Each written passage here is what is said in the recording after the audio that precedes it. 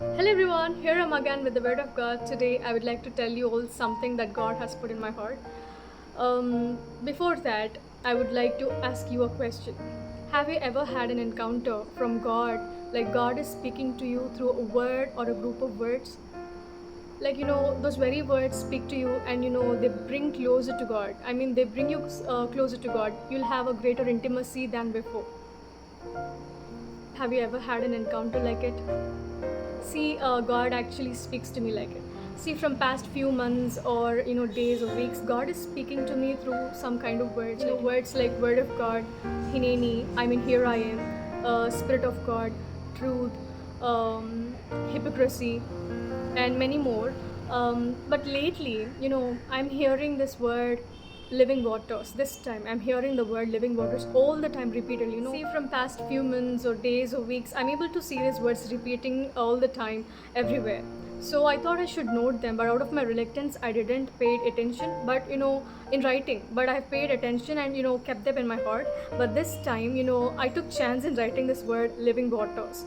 I'm able to see this word all the time, getting repeated everywhere, be it in my church services or through songs or through Word of God, through pastors, and everywhere, through songs.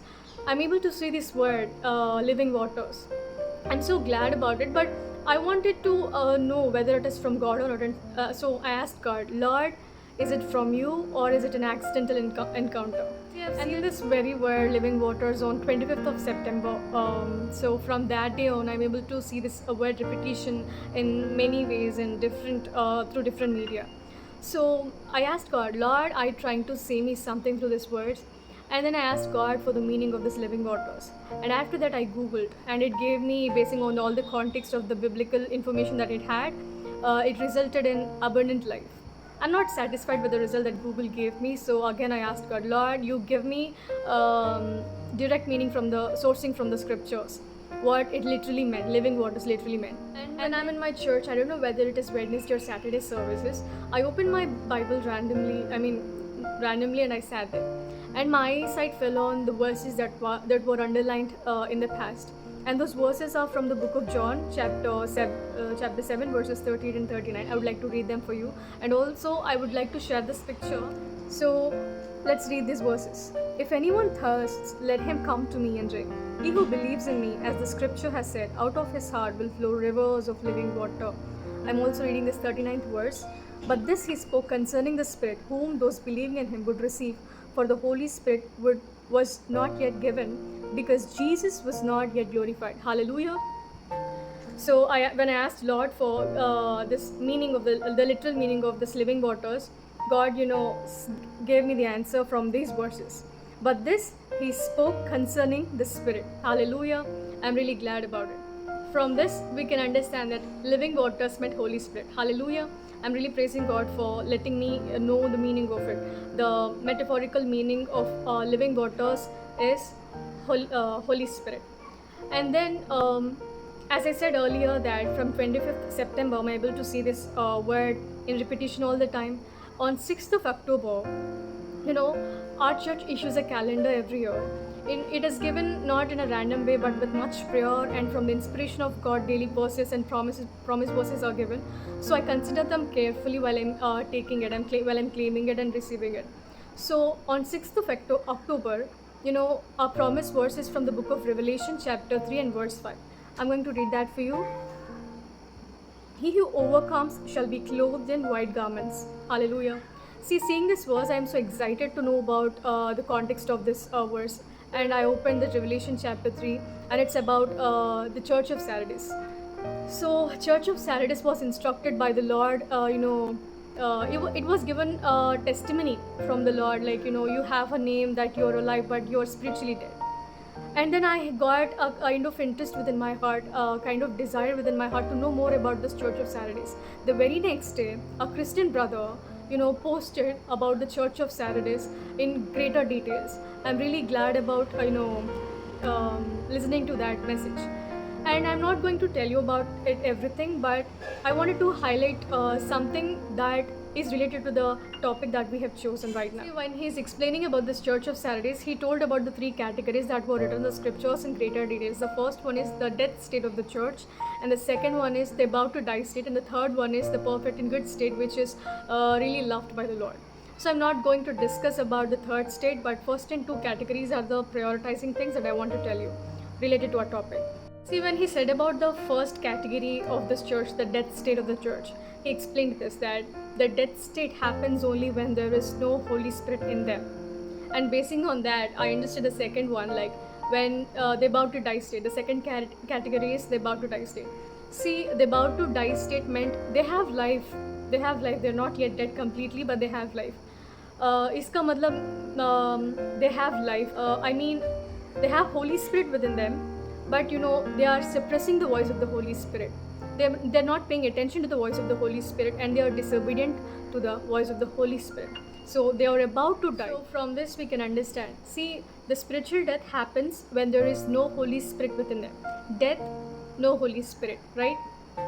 Death, no Holy Spirit. Only they are alive only because they have Holy Spirit within them. So let's keep this in mind. Holy Spirit is equals to life, right? See, while he's explaining this, I was reminded about the song Jeevanadini na Hridayamlo Prabhimba Jayamaya. Only because of the Holy Spirit within us, we'll be able to get rid of this, the fleshly nature. Yield the fruits of the Holy Spirit, have the spiritual gifts, and live for God so boldly. And many more verses that were written, the lyrics were written, right? So the next thing is, our topic is about living waters, right? So what you'll get reminded of when you think of this living waters? Obviously, the conversation between Jesus and Samaritan woman, right? We all know the conversation between Jesus and Samaritan woman. So I'm not going to discuss about it, but in brief to say about it, when Jesus comes and asks this woman for a water, she refuses to give Jesus water and says this, like, Jews has no dealings with Samaritans. And then Jesus in return says this, if you know who is asking you for this water, you would have asked him and he would have given you living waters. So living waters is a topic. So let's get into the scriptures. Let's read verses 13 and 14 from the book of John chapter 4. Jesus answered and said to her, whoever drinks of this water will thirst again, but whoever drinks of the water that I shall give him will never thirst. But with the water that I shall give him will become in him a fountain of water springing up into everlasting life. Hallelujah. Now this last part of the 14th verse is what I'm going to emphasize right now. But the water that I shall give him will become in him a fountain of water springing up into everlasting life. Hallelujah. This is what, see, the water that I shall give him meant living water that he gives us will, spring up into everlasting life. So living waters, everlasting life. And we discussed earlier about the Church of Saturdays. The death state, Holy Spirit within them. The life state. I mean, Holy Spirit meant they have life in them. So Holy Spirit is equals to life, and living waters is equals to everlasting life. इसका मतलब ये है that living waters is equals to Holy Spirit is equals to everlasting life. So keep this in mind. And let's read these 13 and 14 verses again. Jesus answered and said to her, whoever drinks of this water will thirst again, but whoever drinks of the water that I shall give him will never thirst. But the water that I shall give him will become in him a fountain of water springing up into everlasting life. Hallelujah. These two verses we see this word thirst, right? So let's talk about this word thirst. What do you mean by thirst? All we know is, getting quenched of this thirst. I mean, getting hydrated with some kind of drink or, some kind of juices or water, right? I'm not just speaking about this thirst, but this thirst, the word thirst has another meaning. It says a strong desire. So let's speak about this strong desire. Jesus, knowing her thirst, he came to meet her at the well and quenched her thirst with the living waters. I'm going to ask you and myself also. See, let's ask this question to ourselves. What is the strong desire that we really have? What is the thirst that we really have within us? When I'm speaking about desires, many people have many kinds of desires. See, there are people who don't really have the basic amenities like food, clothing, water, shelter. They might have this kind of strong desire of having those kind of things in their life. But I'm not speaking about this kind of desire or some kind of good things that we desire. But I'm speaking about the futile desires that we really have, the futile thirst that we really have. The scriptures says it, the lust of the flesh, the lust of the eyes, and the pride of life. See, everything includes in it, right? See, what kind of desire? Lust meant desire. So, what kind of lust? What kind of desire that really have in you and in me? I have to question myself too. So, let's examine ourselves. What is the thirst we really have? If God looks at our heart, what is the desire? What is the thirst that we really have? So, let's examine ourselves today. So, if you have any kind of wrong desire or fertile desires within your heart, go to God. He is giving us an open invitation. See, let's look at the book of Gospel according to John chapter 7. If anyone thirsts, let him come to me and drink. If anyone thirsts, let him come to me and drink. See, he's offering us. He's always ready and willing to give us this living water. So all we have to do is, we are not going, but he's giving us an open invitation to come to him and drink. If you are thirsty, go to Jesus. See, you might have a kind of evil intention in your heart, like you might have bad desires or fertile desires. If you go to God, your motives get changed. For sure, if you go to God and say, Lord, these are my desires, and if you convey this before God, he will, change your heart. He will change your desires. You'll transform your motives, and when you drink this water that he's offering, you'll get completely transformed into a state that what Jesus really expects from you to have. I don't know who is watching this video, but what is your desire? What is your strongest desire that you really have? It might be futile. Go to Jesus. He changes your motives. See, the world is filled with something that will never fill your heart, that will never quench your thirst. The scripture is saying in the Gospel according to John chapter 4 verse 13, Jesus answered and said to her, whoever drinks of this water, let's replace this word water with some kind of worldly thing that you're really craving for. Whoever drinks of this water will thirst again. If you crave for something, you'll get it. And you'll never be satisfied with that. You want more of it, and more of it, and more of it, all the time. It repeats. It has no full stop or period for it. So what I'm saying is this: the scripture is emphasizing, whoever drinks of this water will thirst again. But whoever drinks of the water that I shall give him. See, what is the water that God is giving us, offering us, is the living water. If you have this living water, you'll never again thirst for the futile desires or the worldly things, but all you desire is the godly things. See, the scripture is saying us, earnestly desire good things. What is the good thing that God is asking us to desire? Living waters. He's offering us. So let's ask God for this living water. And God desires that we really have in our heart should be so good. See, like the desire for righteousness, the thirst for righteousness shall be filled. The scripture is saying in the book of Matthew, right? And also the patriarch in the psalm says this, as the deer pants for water, so the soul longs after you. So my soul longs after you. So, and the thirst that a psalmist have is for the house of God and for God's presence. So let's these kind of desires, having these kind of desires, God will satisfy. So for that, to have these kind of desires, all we have to do is we have to first have living waters in us. Having living waters in us only makes us to desire good things. Desire for righteousness, desire for the house of God, desire to do good things and do this and that, which is really good. So all this happens only by having the Holy Spirit within us.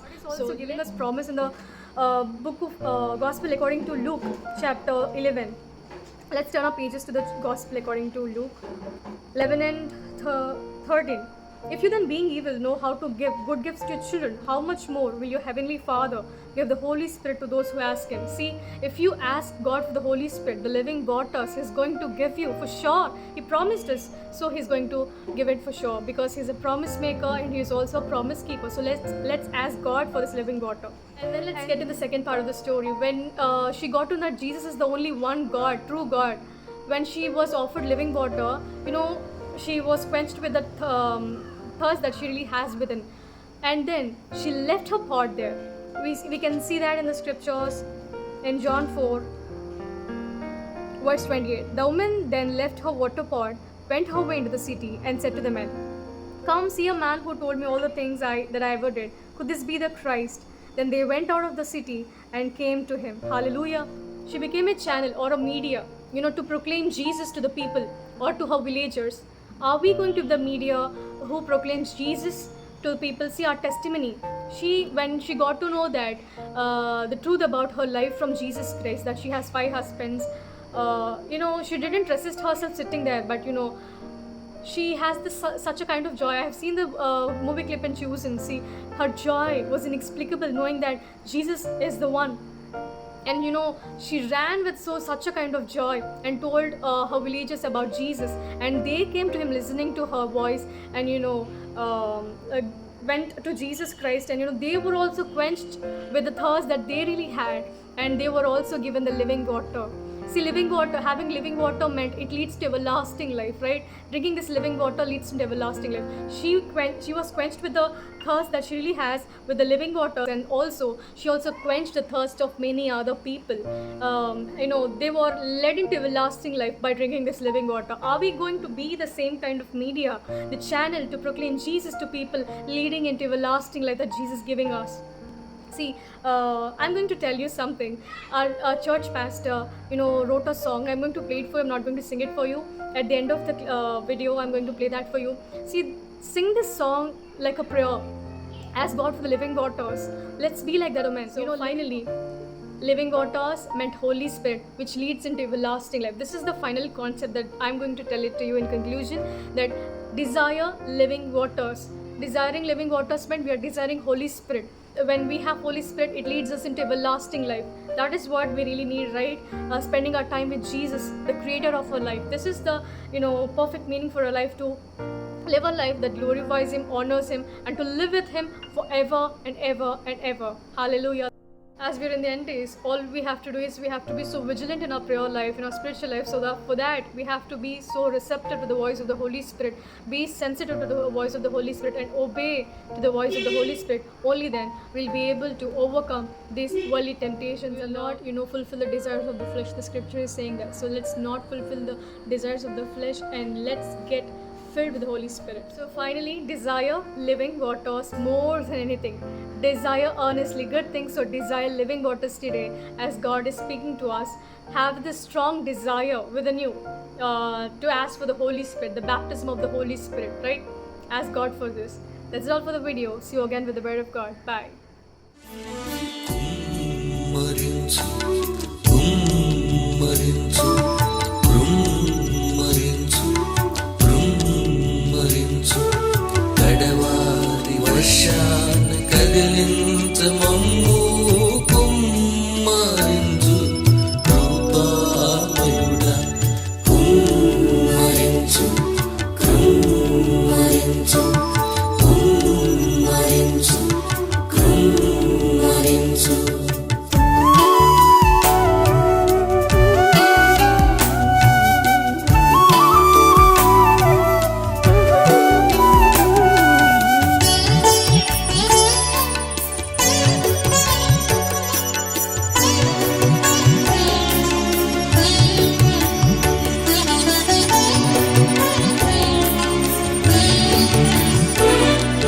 సమరయ స్త్రీమూలి వేడుచుంటిని సమృద్ధి అయిన